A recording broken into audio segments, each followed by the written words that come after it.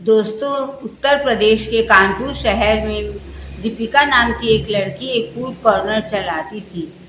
दोस्तों, दीपिका बेहद खूबसूरत है और उसकी उम्र 23 वर्ष है।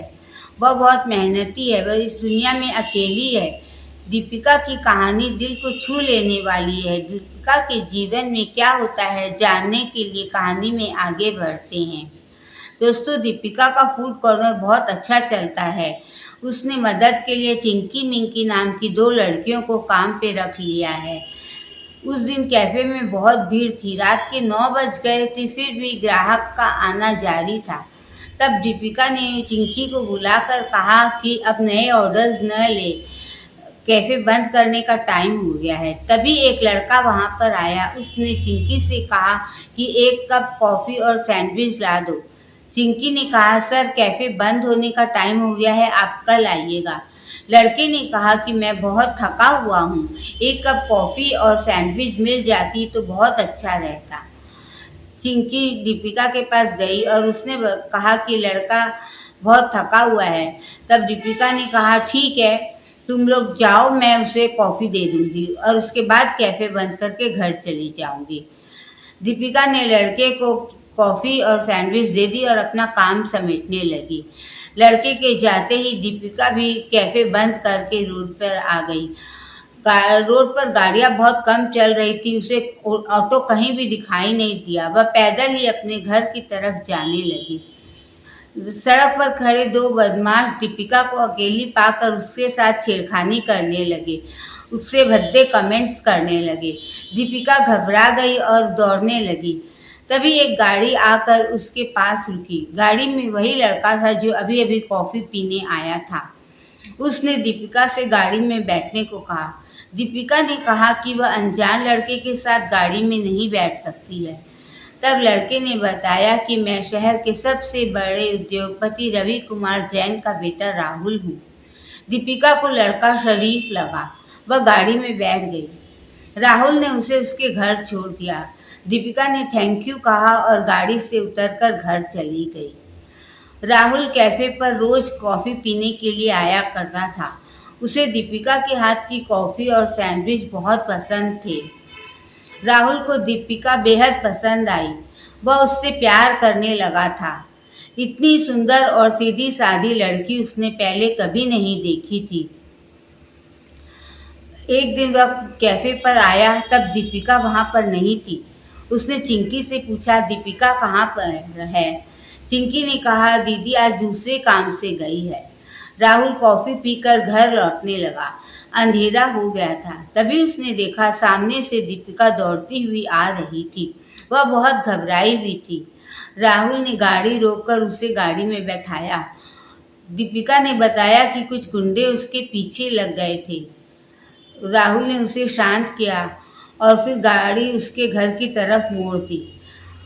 उसके घर जाते-जाते राहुल ने पूछा कि उसके घर में कौन-कौन है। दीपिका ने बताया वह बिल्कुल अकेली रहती है। तब राहुल ने पूछा कि उसका पालन-पोषण किसने किया है।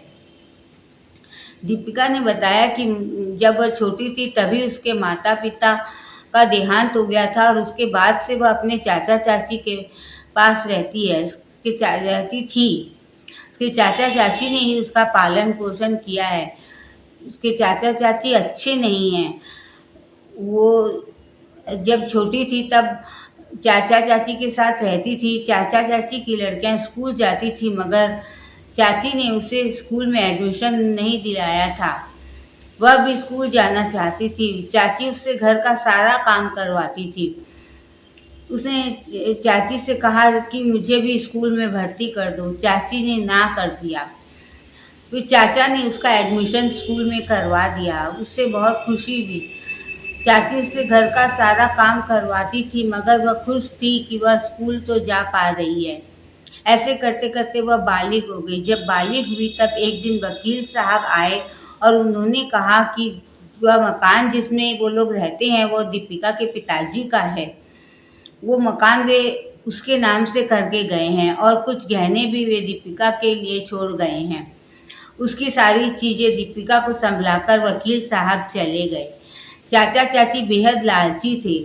बहला फुसला कर उन्होंने वह मकान दीपिका से अपने नाम करवा लिया और उसे एक बूढ़े शराबी को बेच दिया।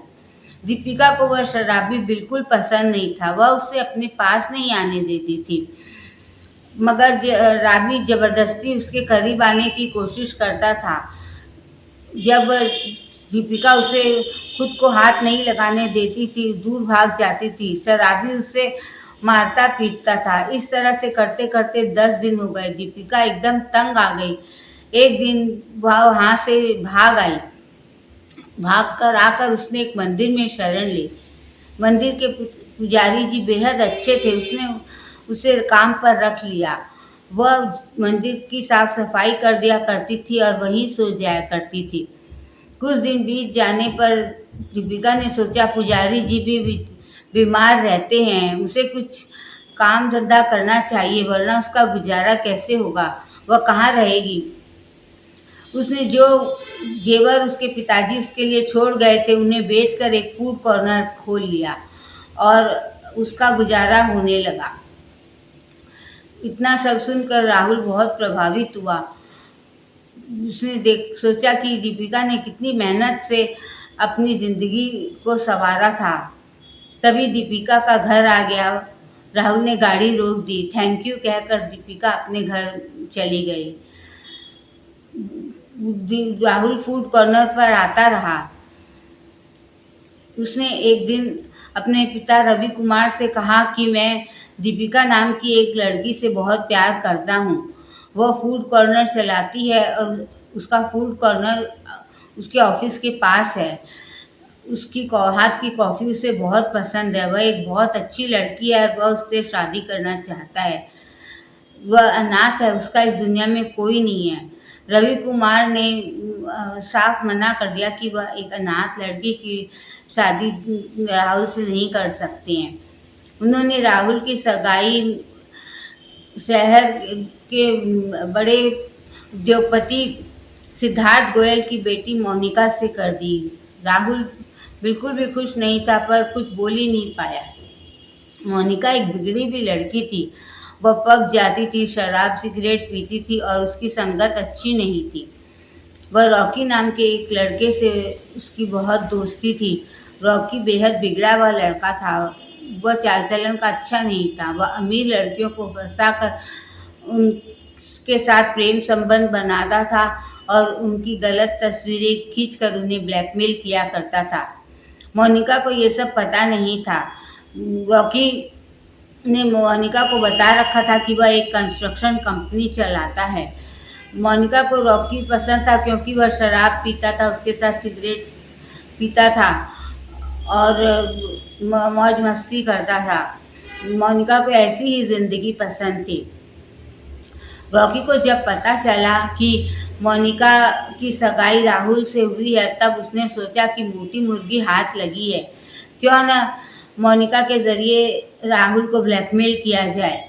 उसने मोनिका को फुसलाकर कहा कि चलो हम राहुल को ब्लैकमेल करके एक मोटी रकम झाड़ लेते हैं, वह रकम मैं अपने बिजनेस में लगा दूंगा, मेरा बिजनेस अच्छा चलने लगेगा, फिर हम दोनों शादी कर लेंगे, तुम राहुल से सगाई तोड़ लेना। मोनिका मान गई। उस रॉकी ने और मोनिका दोनों ने मिलकर राहुल को ब्लैकमेल करने का प्लान बनाया। मोनिका ने राहुल को फ़ोन करके कहा कि आज उसका बर्थडे है और उसने 5 स्टार होटल में एक सीट बुक की है, टेबल। राहुल को वहाँ आना है। राहुल का मन तो नहीं था, पर उसे जाना ही पड़ा। राहुल जब वहाँ पहुँचा तो मोनिका ने दोनों के लिए सूप ऑर्डर किया और राहुल के सूप में चुपचाप एक बेहोशी की दवा मिला दी। सूप पीने के बाद राहुल का सिर चकराने लगा तो मोनिका उसे ऊपर कमरे में ले गई। वहाँ जाकर राहुल बेहोश हो गया। दूसरे दिन सुबह जब राहुल उठा तो उसने देखा कि उसके शरीर पर कोई कपड़ा नहीं है। राहुल हड़बड़ा गया और उसने जल्दी से अपने कपड़े पहने।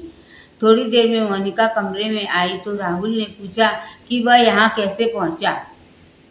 तब मोनिका ने बताया उसने रात को बेहद शराब पी ली थी और उसने एक बार डांसर से बहुत बदतमीज़ी की। और फिर मोनिका ने मोबाइल में उसे उसकी तस्वीरें दिखाई जो उसने खींची थी। वह बार डांसर के साथ न्यूड तस्वीरें और आपत्तिजनक तस्वीरें थी। राहुल पका गया, बोला ये सब क्या, मैंने तो ऐसा कुछ भी नहीं किया है। मोनिका ने कहा, फिर ये तस्वीरें कहाँ से आई? मैं ये तुम्हारी तस्वीरें वायरल कर दूंगी, तब तुम्हारा क्या होगा? तुम मुझे 5 करोड़ रुपए दो, वरना मैं तुम्हारी तस्वीरें वायरल कर दूंगी। राहुल पका गया, बोला इतनी बड़ी रकम मैं नहीं दे सकता। मोनिका नहीं मानी, ये तुम्हें देना ही पड़ेगा। राहुल जैसे तैसे घर में आया तो देखा कि पिताजी हॉल में बेहद चिंतित खड़े थे, इधर उधर राउंड लगा रहे थे। रवि कुमार ने पूछा कि क्या बात है, वह रात भर कहाँ था? उसका फ़ोन भी स्विच ऑफ आ रहा है। तब राहुल ने कहा कि मोनिका ने रोक लिया था, वह घबरा रहा था रवि कुमार को सब बताने में। इतना कहकर वो अपने कमरे में चला गया। ऑफिस जाते समय रवि कुमार ने राहुल को साथ चलने को कहा। राहुल ने कहा तबीयत ठीक नहीं लग रही है, तो नौकरों को राहुल की देखभाल करने का इंस्ट्रक्शन देकर रवि कुमार ऑफिस चले गए। कुछ देर बाद जब नौकर राहुल के कमरे में पहुंचा तो देखता है कि राहुल फर्श पर पड़ा है और उसके हाथ से खून बह रहा है। नौकर एकदम बौखला गया। उसने एम्बुलेंस बुलाई और राहुल को अस्पताल पहुंचाया। रवि कुमार को फ़ोन किया। रवि कुमार भी अस्पताल पहुंचे। डॉक्टरों ने राहुल का ऑपरेशन किया और राहुल की जान बचाई। जब राहुल को होश आया तो रवि कुमार ने पूछा कि उसने ऐसा क्यों किया। राहुल फूट फूट कर रोने लगा और उसने उन्हें सारी बात बता दी। उसने बताया कि मोनिका ने उसको ब्लैकमेल किया है, वह 5 करोड़ रुपए मांग रही है। उसके मोबाइल में राहुल की आपत्तिजनक तस्वीरें हैं। अगर वह पैसे नहीं देगा तो वो तस्वीरें वायरल कर देगी।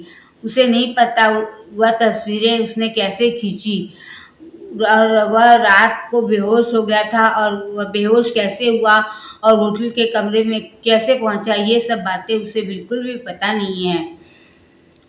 तब रवि कुमार ने मोनिका की कंप्लेन पुलिस में कर दी। पुलिस ने मोनिका को अरेस्ट किया और वहाँ सख्ती बरती। तब उसने सच कह दिया। उसने बताया कि रॉकी नाम के लड़के के कहने से उसने ये सब किया है। रॉकी को गिरफ्तार कर लिया गया। फिर पता चला कि उसने और भी बहुत सी लड़कियों के साथ, अमीर लड़कियों के साथ प्रेम संबंध बना करके उनको ब्लैकमेल किया है। रॉकी पर चार्जशीट दायर कर दी गई। मोनिका के पिताजी आए और बेल पर उसे छुड़ा कर ले कर गए। उन्हें नहीं पता था कि उसकी लड़की किस रास्ते जा रही है। उन्होंने रवि कुमार से माफ़ी मांगी और कहा कि वे अपनी लड़की की हरकतों से बिल्कुल अनजान थे। रवि कुमार ने अब राहुल की शादी दीपिका से करने का निश्चय कर लिया। वे दीपिका के कैफ़े पहुंचे और उन्होंने दीपिका से कहा कि राहुल हॉस्पिटल में है, वह चलकर उससे मिल ले, वह खुश हो जाएगा। दीपिका उनके साथ हॉस्पिटल पहुंची। राहुल दीपिका को देखकर बहुत खुश हुआ। तब रवि कुमार ने कहा कि मैं तुम्हारी शादी दीपिका से करवा दूंगा, तुम जल्दी से अच्छे हो जाओ। राहुल के अच्छे हो जाने पर रवि कुमार ने धूमधाम से राहुल की शादी दीपिका से करवा दी। सब खुशी खुशी रहने लगे। दीपिका सभी का बहुत ख्याल रखती थी। राहुल और रवि कुमार से बहुत खुश थे। एक दिन दीपिका ने राहुल से कहा कि वह अपने चाचा चाची का हाल जानना चाहती है। राहुल उसे उसके चाचा चाची के घर ले गया। घर का दरवाज़ा खुला था। वे लोग अंदर घुसे तो देखे कि चाचा बेड पर सो रहे हैं, बेहद बीमार नजर आ रहे थे। चाची पास ही बैठी थी। दीपिका को देखते ही चाची पहचान गई और उठकर दीपिका के पास आई और फूट फूट कर रोने लगी। उसने कहा, भगवान ने हमें हमारी करने की सजा दे दी। मेरी दोनों लड़कियों की शादी जहाँ हुई है उसके ससुराल वाले उन्हें बहुत परेशान करते हैं और चाचा भी बेहद बीमार रहते हैं, कुछ काम काज नहीं कर सकते। वह दूसरों के घर में काम करके अपना और चाचा का पेट पाल रही है। इतना कहकर वो फूट फूट कर रोने लगी। दीपिका ने कुछ रुपए चाची के हाथ में दिए और वहाँ से चली आई। सब अच्छा चल रहा था। कुछ दिनों के बाद दीपिका को पता चला कि वह मां बनने वाली है। यह खबर उसने राहुल को बताई तो उसकी खुशी का ठिकाना नहीं रहा। रवि कुमार भी बेहद खुश हुए। कुछ दिनों के बाद दीपिका ने एक बेटे को जन्म दिया।